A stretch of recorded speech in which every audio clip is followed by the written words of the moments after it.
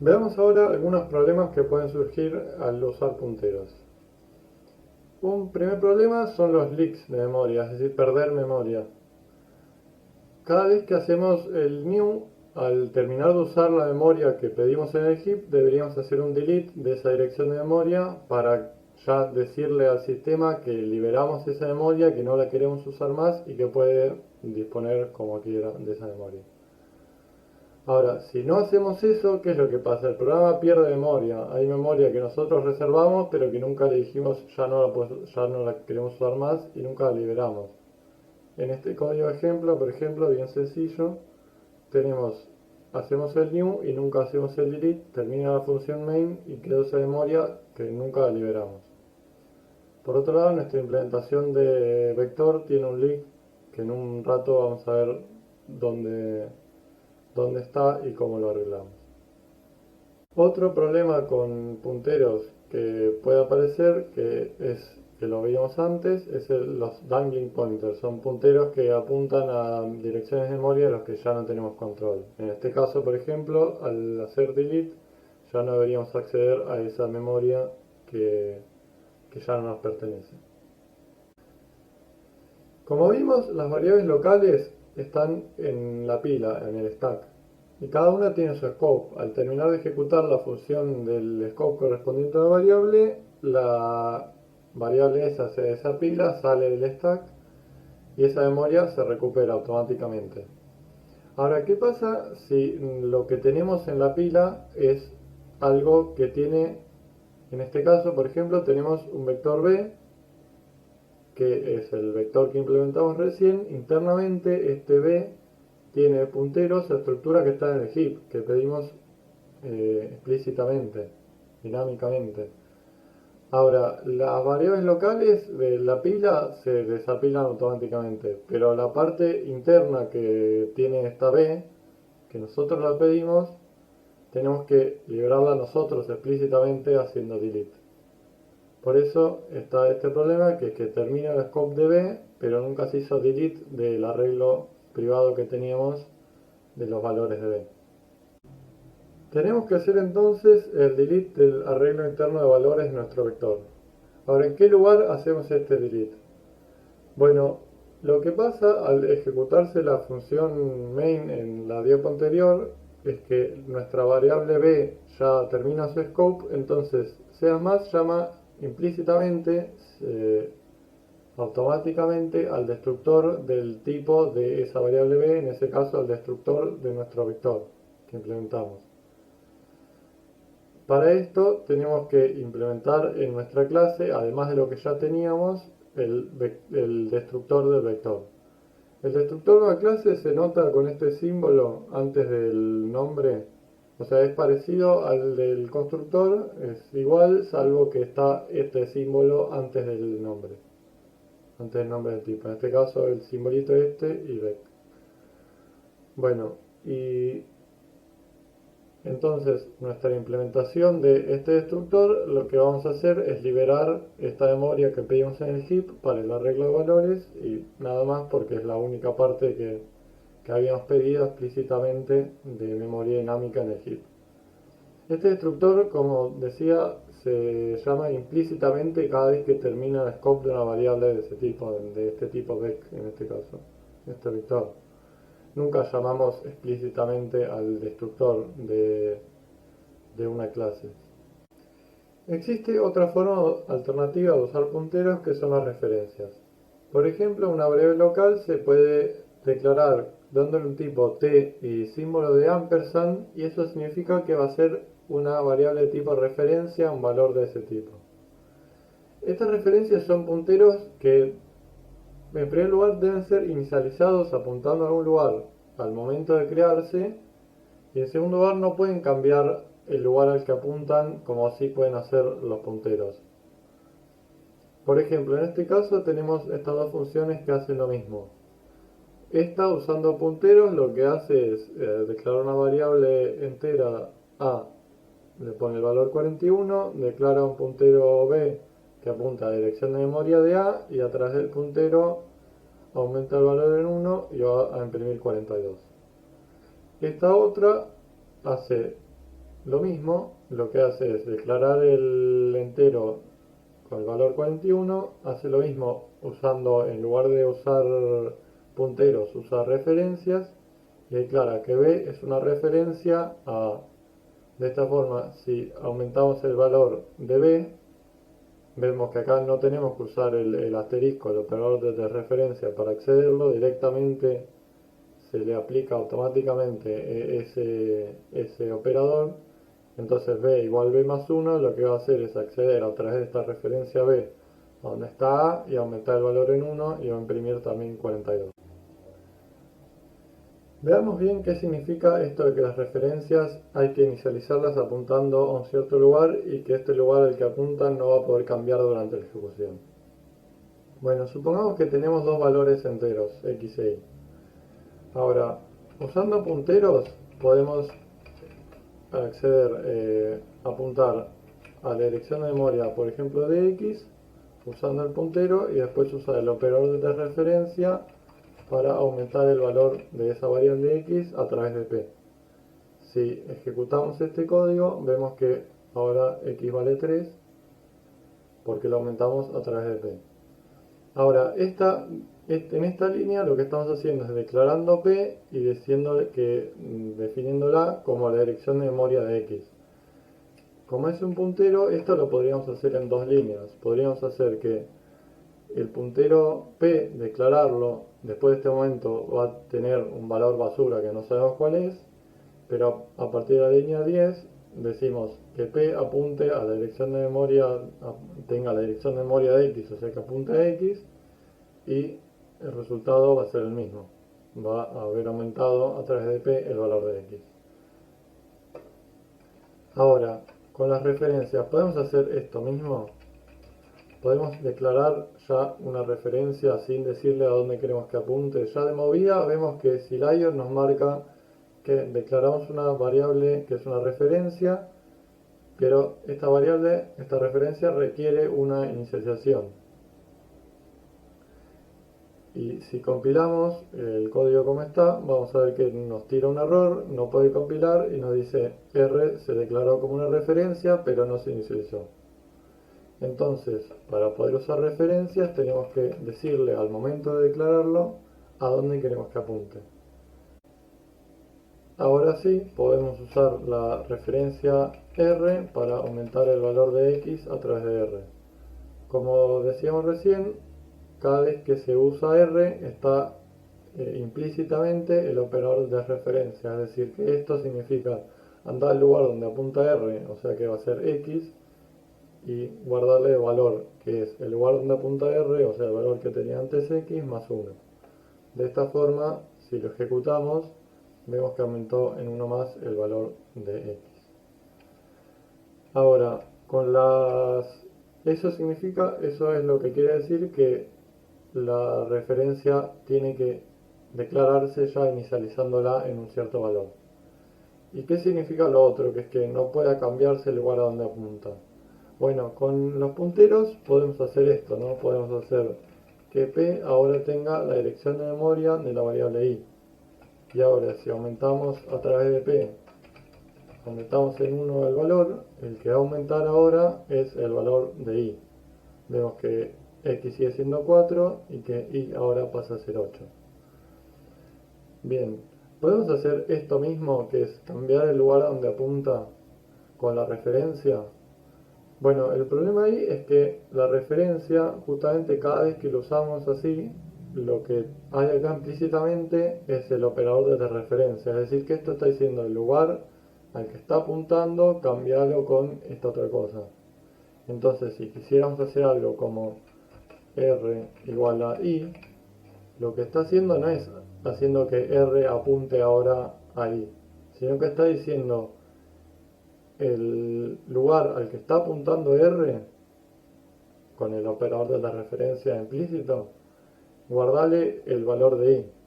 Entonces, si hacemos esto y ejecutamos, vamos a ver que ahora r va a seguir apuntando al mismo lugar que antes y va a tener guardado el valor que le pusimos acá, que es el valor que tenía i. Entonces, en este momento tenemos que tanto x como y valen 8. Otro uso para las referencias, además de las variables, es el pasaje de parámetros. En este ejemplo tenemos una función f que recibe dos parámetros x e y aumenta sus valores. Pero acá veamos que el parámetro y lo toma por copia. Es decir, cuando se llame esta función se va a crear una copia del segundo parámetro y a ese valor se le va a aumentar en 1. En cambio, el primer parámetro se lo pasa por referencia, es decir, que está recibiendo una referencia al lugar donde esté esa variable con el que se la esté llamando a la función. Veamos cómo se ejecuta este código. Se declaran las dos variables a y b, que van a estar acá en el stack de la función main, y se llama a la función f. Entonces, al llamarse a la función f, tenemos que x va a ser un puntero, o sea, porque como es la referencia va a ser un puntero a una variable, y en cambio va a ser un entero. Y vemos que ahí, antes de empezar a ejecutarse la función, este i es un 1 que se copió de b, y esta x en cambio es una referencia a este mismo a del stack de la función main. Entonces, al aumentar el valor de x y aumentar el valor de y se aumenta en la copia local que tiene la función f en su stack, o sea que al terminar esta función se va a perder ese valor, no se va a ver afectado. En cambio, como este era una referencia, era un puntero que apuntaba al mismo lugar, y va a haber aumentado el valor de a. Entonces, cuando termine la función f y vuelva a main, al imprimir, va a imprimir los valores 2 y 1. El que fue por referencia lo aumentó en el lugar en que estaba y el otro simplemente se hizo una copia, lo aumentó, pero ese valor se perdió, no está más, no es este mismo b. Otro uso para las referencias es la devolución de resultados por referencia. Volvamos al ejemplo del vector que estamos implementando. Bien, podemos agregarle una operación, un operador corchetes, que va a ser lo que nosotros conocemos del operador corchetes de vector, que es usarlo para acceder a la posición del vector que nosotros querramos. Ahora, entonces, ¿cómo hacemos? Lo queremos usar en este caso para poder hacer cosas como estas. Poder hacer que acceder de nuestro vector b la posición 0 y asignarle un 10. Entonces, ¿cómo tenemos que hacer para que eso sea posible, para poder usarlo y que esté accediendo efectivamente a ese lugar que nosotros queremos en nuestro vector interno? Bueno, lo declaramos como que devuelve una referencia y que nuestro operador lo que va a hacer es devolver valores en esa posición i. Entonces, al ejecutar esta línea, lo que va a hacer es recibir ese índice i y va a acceder a esa posición valores, en este caso asignándole un valor, en este caso asignándole el valor 10 y lo va a guardar en esa posición.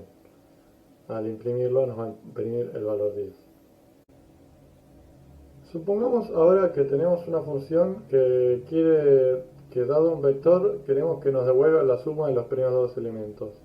Esta podría ser una implementación suma primeros, le pasamos un vector y nos devuelve la suma de b en el lugar 0 y b en el lugar 1. Ahora, ¿cuál es el problema con esta función? Cada vez que se llama esta función, este parámetro se pasa por copia, es decir que nosotros tenemos un vector que puede ser de cualquier tamaño, y al llamarse esta función, en el stack de esta función va a haber una copia de este vector, una copia local, que se va a estar creando cada vez que se llame a esta función. O sea que vamos a tener que copiarnos todo un vector que puede ser de un tamaño muy grande, solamente para acceder a sus primeros dos elementos y devolver el valor. Esto es muy eficiente. Entonces, una alternativa sería pasar este vector por referencia. De esta forma, cada vez que se llama esta función no se está creando una copia, sino que se está apuntando al mismo lugar donde estaba el vector y se devuelve los valores que se suman los primeros dos valores. Ahora, ¿qué otro problema aparece acá? Que es que esta función ahora vemos y no hace nada raro, pero podría pasar, no hay ninguna garantía, que la función, no sé, asigne a b en la posición 2 le asigne un valor cualquiera, por ejemplo, que cambie el valor que tiene este vector. Y como lo estamos pasando por referencia, como veíamos en el ejemplo hace un par de diapos, lo que pasa es que se está cambiando el valor en el lugar en el que estaba originalmente el vector, y eso no es deseable. Entonces aparece un nuevo tipo que se usa esta palabra reservada const, que va a ser una referencia igual que antes, pero va a ser inmutable.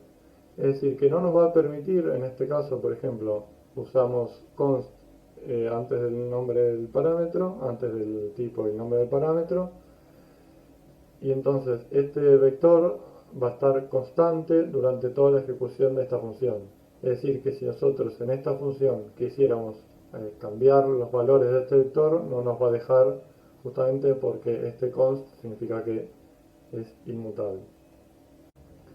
Ahora, esta palabra const también se puede usar, por ejemplo, en este caso tenemos un conjunto que está implementado con un vector interno de elementos y tenemos un método pertenece que, dado un elemento, nos dice si pertenece o no.